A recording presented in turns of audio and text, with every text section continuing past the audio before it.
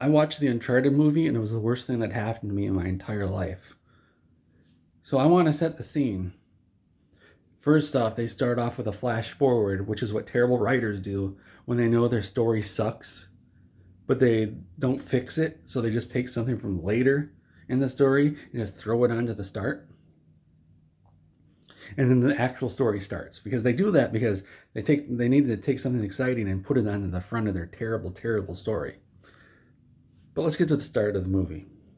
We start with Nathan Drake to the classic, to the very memorable song that everybody thinks of when they think of Uncharted. And that is, of course, that Hello song that's in Forza Horizon 5. It's a pop song, which is very Uncharted like. Everybody thinks of that. And it turns out he starts life as a bartender in a very expensive bar. And I guess he's supposed to be poor. It's really not clear if he's supposed to be poor or not because he does steal stuff from the people from the customers that go to the bar.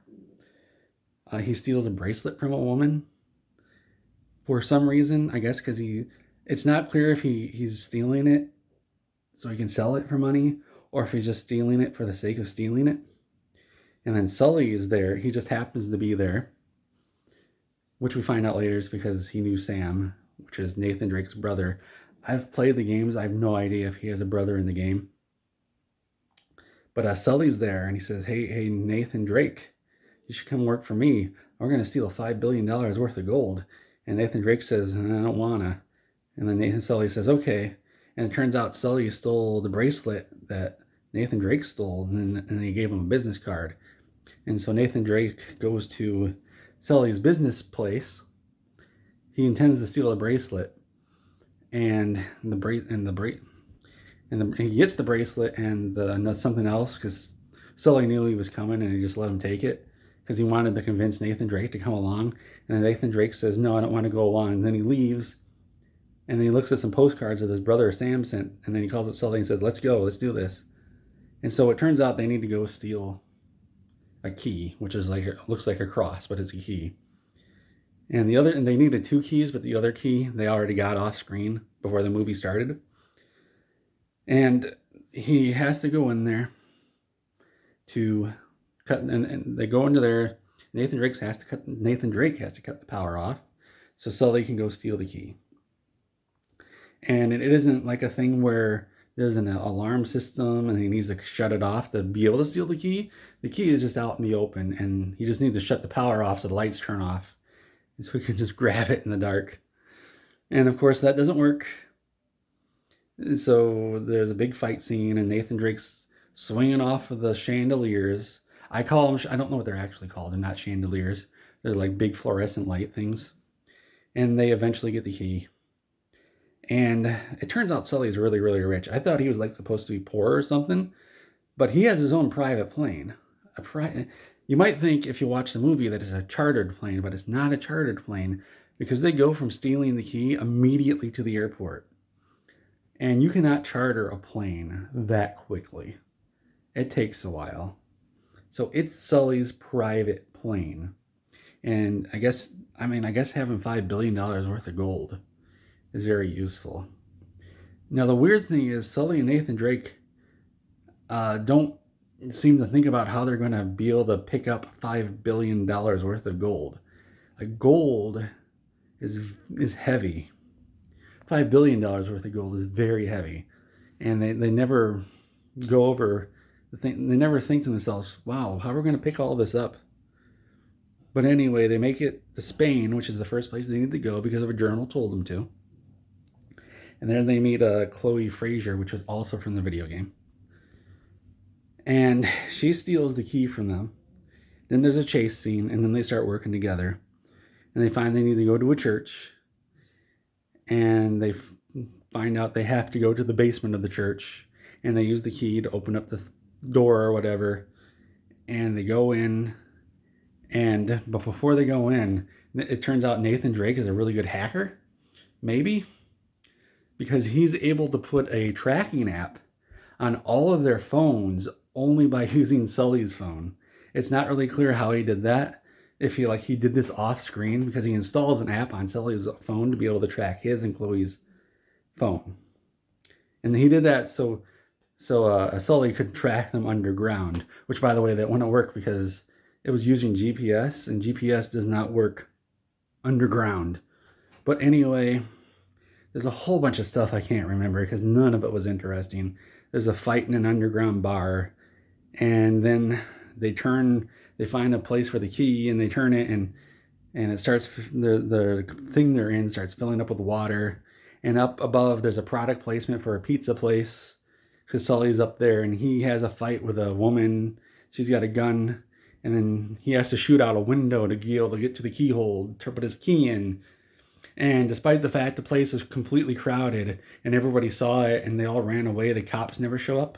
So I guess if you ever want to shoot stuff in Spain, you can, because the cops are never going to show up, despite the fact that they were there for a very long time. So I don't know what that was about. What happened next? Oh yeah, they finally get to where they think the gold is supposed to be. And Sully says, "Get the gold," completely forgetting that it's $5 billion worth of gold. And I just wonder, what does he not know how heavy $5 billion worth of gold is? Like, does he think they're just gonna be able to pick it up with their hands and walk off with it? Because that's not gonna work. That's gonna be a lot of gold. And it turns out the room they thought was full of gold had some pots in it, big urns full of salt, and that had a map to where the gold actually is. Oh, see, we're going on an adventure now, and that was somewhere in the Pacific Ocean, in the Philippines, I think, maybe. But anyway, they somehow figure out that Chloe punches Nathan Drake in the face and steals the map because it turns out she's working with the bad guys for some reason. And by the way, I'm skipping a lot of stuff that doesn't matter. And somehow Sully and Nathan know to go to the airport to be able to find the bad guys because they're going to be going to the where the map says to go.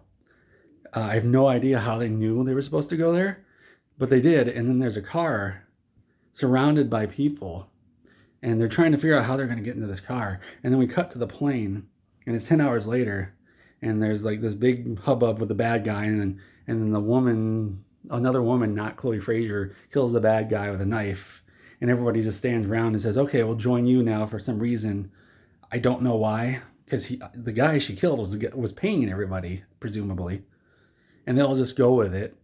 I don't know. I have no idea why they go with it. There's no explanation for that. And it turns out that Sully and Nathan, they were in the back of this car. There's no explanation of how they got into it because it was surrounded by bad guys the entire time. And they were in there for 10 hours. And all I'm thinking is, well, how did they go to the bathroom? Like, did they need to go to the bathroom out of getting out of there? Because they didn't say anything. And there was no explanation of how they knew they needed to get out of the car at that exact moment. Because it turns out, for no reason at all, the people on the plane, they're going to do an airdrop to where they're going to be going. Except later, I thought at the time, okay, maybe they can't land there. But then it turns out they could land there. There was an airstrip. So why were they doing an airdrop? Well, because in one of the Uncharted games, there was a section where you're in an airplane and all the stuff is falling out of the airplane, and they wanted something like that, but they couldn't think of how to do it, so they just said, let's just do that. Let's just take that thing from the game, put it in our movie for no reason at all. And if I sound pissed off, I am.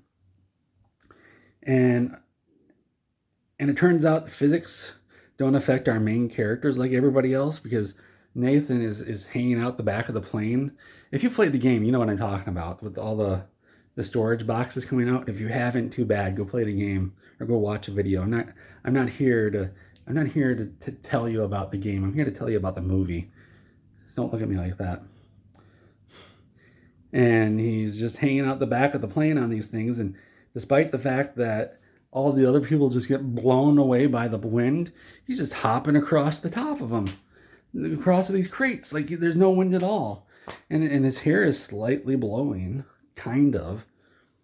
And eventually Chloe decides to be a good person again, and she jumps into a car and she drives it out and accidentally hits Nathan, and then he somehow lands on the car in midair after it hits him, and then they both jump out of the car, and they jump onto another crate that's falling out of the air.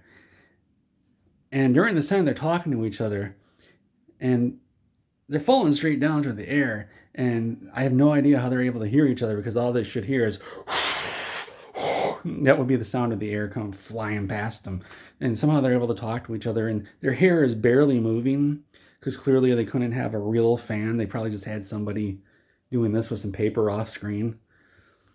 And of course, they're okay. They land in the ocean, and the script writer had a completely different idea of what it looked like, because Nathan says, "Oh, what do I see? I see absolutely nothing." Despite the fact in the background you can see islands, so he could see stuff, and they just didn't change the script. And Chloe says, "Oh my God, look!" And I thought it was a boat because they're supposed to be out in the middle of nowhere. No, it turns out there was just a gigantic island right there that they neither of them noticed until the script said, "You need to notice this island." And it was a pretty big island, and it was a resort island, in fact. And it just happened to be the island they needed to go to, which is very, very helpful. And then it gets really confusing. Both of what the order of events and how they figured out where to go. So it turned out there was this place on the west side of the island, but that wasn't the real place to go. What they had to do was use the keys like a compass, and the way they did that made absolutely no sense. And the reason he found out was that Nathan's brother Sam just happened to know in the past that he wouldn't bother trying to figure out if there was any secrets in the postcards until that very moment. And if you're wondering, Mr. Catman, what you said makes absolutely no sense, it doesn't. It's not because of the way I described it. It just makes absolutely no sense. And so it turns out that there's little pokey things, like little pokey, like on a pin, the pin that you put onto a pin board, or that you put on your mom's seat, and then she sits on it and she screams. It turns out that's in the keys. And so they take the key, and so Nathan takes the keys, puts it on the map, and despite the fact that they go together anywhere between them, he just knows that he has to put the keys together at the top of the map. And if you're wondering, Mr. Catman, that doesn't make any sense. It's not my description. It's the movie. It doesn't make any sense. The only thing he knows is that he's supposed to put the keys somewhere on the map. And then he just happens to know where the tips are supposed to go to. And it turns out that the gold isn't on the west side of the island. It's on the north side of the island. And somehow the bad guys figured this out. They didn't have the map. They just happened to see Nathan drive by in his boat. And there's no explanation of where he got the boat. I suppose he rented it. With what money? I have no idea. Chloe Fraser, by the way, he lied to her and said he told her that the gold was somewhere else. And she just wasn't in the movie until the very end. I was expecting her to show up and help, but she just didn't appear until the very, very end. I'm talking very fast because I'm so angry at this movie. So the bad guys see Nathan Drake go by in the boat, despite the fact that there's no reason for them to be there, because they think it's on the west side of the island. And they're supposed to be way over here. You guys can't see that. Imagine this point is where the bad guys are, and this point is where the real gold is. Well, somehow the bad guys here saw Nathan Drake up here, and they said, "Oh, let's follow him." They were here. He was here. There's no explanation of why they were here, why the bad guys were here. The gold's here. The bad guys were here for no reason. And then it turns out there's a big hole there's a massive hole and a rock wall. And this is an island full of resorts. Somebody would have found this, but somehow Nathan Drake is the first person to find out there is a cave there, despite the fact you could easily see that cave from anywhere. And so he jumps in, swims in, and he finds Magellan's lost boats full of gold. and there's light coming down. And I say, where's that light coming from? It looks straight up. There's a gigantic hole in the ceiling, a massive hole. Anybody who was walking by up there could have just looked in and they would have seen the ships and they would have said, oh, wow, look at those ships down there. Wouldn't it have been really funny if he swam in there and it turned out it was like a big museum because somebody already found it like years ago and they just didn't bother to look into it? That would have been hilarious. That's what should have been That's what should have happened.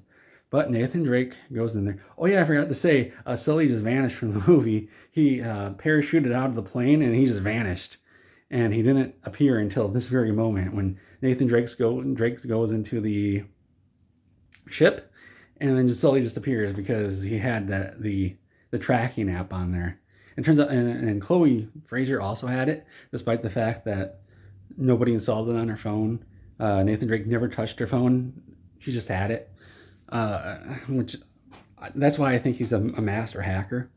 He actually knows a lot. He knows how to fight by hand. He's an expert in guns. He's an expert in sword fighting. He's an expert in everything, despite the fact we don't know that until he needs it. He isn't an expert in hand-to-hand fighting until he finds some bad guys and needs to fight, and then, oh, it turns out he's an expert. And then he doesn't even have a gun throughout the whole movie until the very end. And then when he gets a gun, oh, he's suddenly an expert. And he picks up some random sword off the ground and he does this weird thing with it. Says, oh, he's an expert in sword fighting now. That's amazing. It turns out everybody in this movie knows how to do everything, even the bad guys. There's this gigantic bodyguard, Scottish bodyguard, and I thought he was just a bodyguard. No, it turns out he can fly a helicopter because the bad guys, of course, find the ships of the gold because they followed Nathan Drake in, and they just knew in advance that the ships were going to be inside of a cave and that there would be a hole above the cave that they could lower some nets down into to pick the ships up with. I don't know how they knew that. They just happened to know they needed that stuff. And then the helicopters, they fly the ships out. And one of the helicopters is piloted by the Scottish bodyguard. I'm like, wow, this guy knows how to not only fly a helicopter, he knows how to fly this particular helicopter to pick up gigantic ships full of gold. And then I wonder, like, was he a bodyguard first? And then they said, hey, would you like to learn how to fly a helicopter? And he said, sure. Or was he a helicopter pilot first? And somebody said, hey, would you like to be a bodyguard? And he said, sure. But now I'm going off script. And then there's this giant chase in the sky between the ships because Sully, there's a pirate ship battle on top of one of them with Nathan Drake and Sully and the bad guys, and they beat everybody, of course. And Sully climbs up to the helicopter and he hijacks the helicopter. And so now there's a chase in the air between both of the helicopters and their gigantic ships.